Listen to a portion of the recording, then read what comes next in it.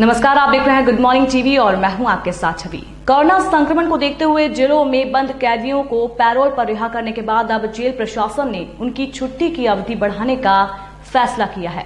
इसका लाभ जेल से रिहा बंदियों को मिलेगा। कोरोना वायरस से जेल में बंद कैदियों और बंदियों को सुरक्षित रखने के लिए ये अहम कदम उठाया गया है।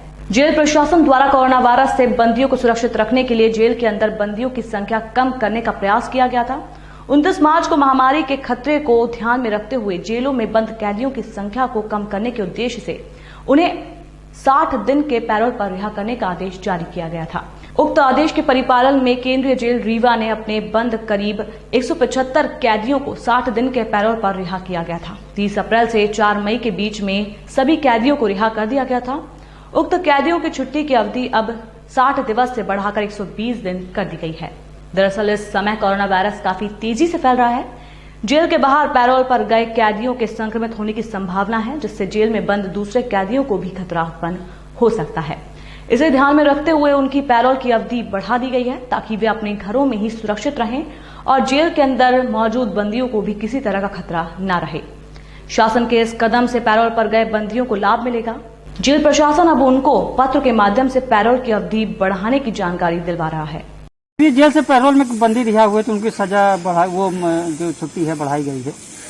ये कोरोना महामारी के बचाव हेतु मध्य प्रदेश शासन जेल विभाग ने आपात छुट्टी में संशोधन किया था, जिसमें आपात छुट्टी हेतु 15 दिवस की समान बंदियों को लाभ मिलता था।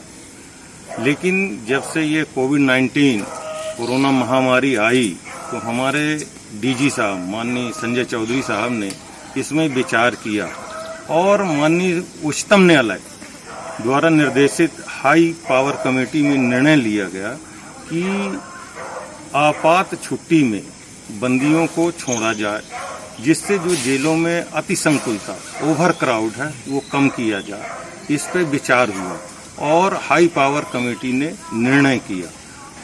निर्णय होने के बाद जेल नियमावली में संशोधन करना पड़ा और संशोधन हुआ और वो संशोधन 60 दिवस का हुआ और उसमें हम लास्ट मार्च में लगभग 175 बंदियों को पैरोल में छोड़ा।